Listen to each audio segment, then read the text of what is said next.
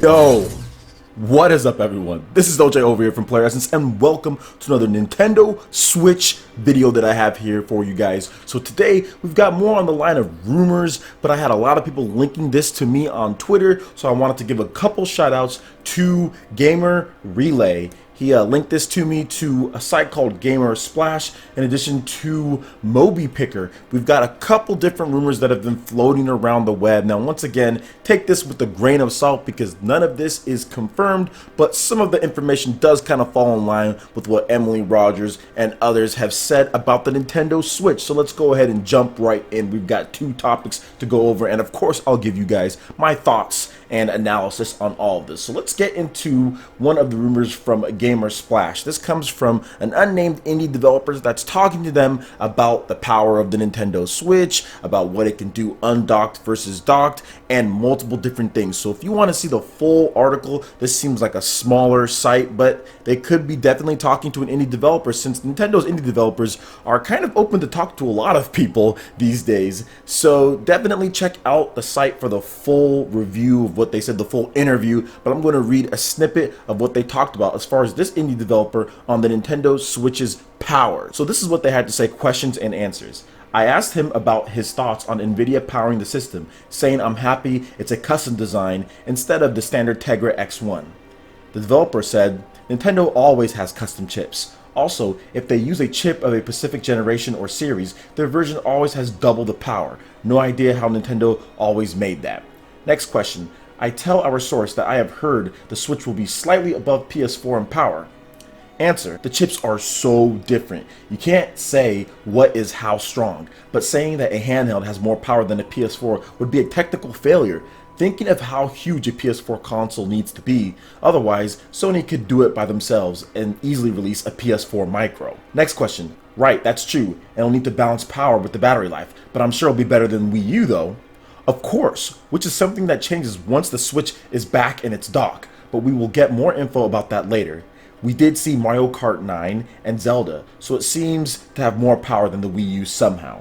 Then he went on to say, so according to the source, the Switch will be more powerful than the Wii U undocked. Impressive. More interesting, though, is that he confirmed to us that something does indeed change when the system is docked. Now, this is kind of something that we've talked about before as far as the undocked versus docked, overclocked versus held back because you want to save battery life and all of that. So I think at this point, this might be like, yeah, this is definitely going to happen. It just seems logical that that would happen, especially since the rumors are kind of pegging this screen to be 720p.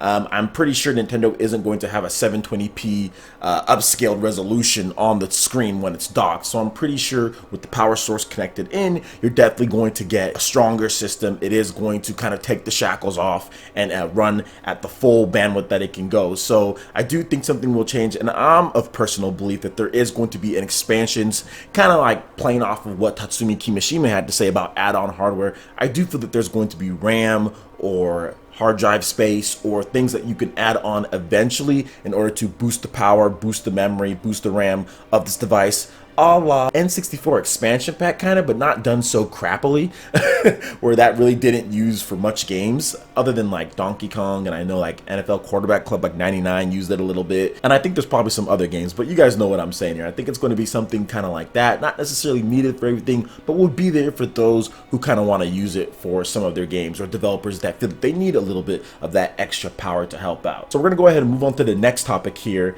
and that is some details from Moby Picker about the Nintendo Switch as far as bundles, release day, which we've talked about a little bit, some of the games like Super Mario Switch. So let's go ahead and get into the article here. So the Nintendo Switch will include an NFC ID card to download your content onto friends' devices. Example, unlockable characters of Mario Kart that you've unlocked, possible games you temporarily downloaded. This is their next best solution for poor battery life. A card will be included, but new cards will be purchasable for around $10. Custom cards can be bought through the Nintendo website. Mario Kart 8, Smash, and Splatoon will have Director's Cut versions editions at launch and will include all the previous DLC plus new content. If you own them digitally on Wii U, and this is a big one, guys, this is what they're saying here. If you own them digitally on Wii U, you can download them for free. Nintendo is trying to cooperate with retailers for a trade-in system to upgrade your Wii U physical copies for free or very discounted price. Super Mario Switch, the title is not confirmed, is supposed to feel like a combination of the previous 3D Mario titles. Control scheme supposedly somewhere between 64 and Sunshine. Some levels will connect into each other a la Banjo-Tooie. For example, the Ice Hub may have a 2D level that connects you to the desert level. There is new collectibles that will unlock hats, power-ups, and allow access to new levels, a la metal boots in Mario 64 to sync and access new areas. Two-player co-op Luigi will be possible with Joy-Cons. Nintendo is working on a rhythm-heaven game with Nintendo characters. Switch bundles, and this is also another big rumor here, Switch bundles will be $260 for the basic, $300 for the Mario bundle, and $340 for a Zelda bundle with the Pro Controller. So I'm not so sure on that last part. 3 separate bundles, different varying prices. They have the $340 Zelda bundle with the Pro Controller, which I guess could happen. Nintendo bundled The Legend of Zelda Wind Waker HD with not a Pro Controller, but of course the Wii U gamepad that was specially designed for it. I would be all over that Legend of Zelda Breath of the Wild bundle if they decided to include a themed Legend of Zelda Breath of the Wild Pro Controller in there with the game for $340. Sign me up for that bundle there. The Mario $300 bundle could be for people who want to spend, of course, get Mario right there. Maybe they don't care for Zelda as much. And of course the basic with just the device and pretty much no games, Joy-Con controllers, no Pro Controller or anything like that. And for $260, I think that would be a good spread across all different price ranges for your types of Nintendo fans. $260 for people who just want to pick up the system and get whatever game they want. Maybe there's a third-party game that they want, or maybe there's other first-party games that we don't know about that are going to launch with the system. They can pick up that. People who love Mario can get that one if they want to get the Mario bundle. And for all of us core gamers that really are looking forward to Legend of Zelda Breath of the Wild, in addition to playing with that sleek and awesome-looking Pro Controller, the $340 bundle is probably for you, which would be underneath what the Wii U was with Nintendo Land. So if this does turn out to be true, once again, you have to take it with a grain of salt. I think this would be a very good spread just based on kind of just servicing all the different types of Nintendo fans out there. Theoretically, you'd also be serving Nintendo 3DS fans with this device since it is portable. I can definitely see Nintendo fans across the board kind of going out and picking up this right here. I think it would be very good, even if The Legend of Zelda Breath of the Wild is not necessarily at launch and it is a little bit later and they just have the Mario bundle. They're estimating for 2 million units for that March.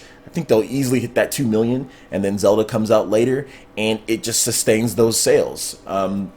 So yeah, overall, I'm just really excited. No matter what they do, I'm really happy for these bundles here if it does turn out to be that, and even not, that's okay. I just want to play the Nintendo Switch. I just want to see it and actually know what's going on with the system. I've talked about this before, so I'm excited either way. Let me know what you guys think about these rumors here in the comment section. Please sound off, and also give me your thoughts for what you want to see as far as the Legend of Zelda bundle or as far as the Nintendo Switch bundle. I'd love to hear what you guys have to say. Alright guys, that wraps it up for this video here. Go ahead and hit that like button if you did like it. Lets me know you guys want more content like this going forward in the future. And subscribe to PlayerEssence for more news, reviews, trailers, tips and tricks, and everything in gaming. Thank you so much for watching, and we will see you for the next video. Peace.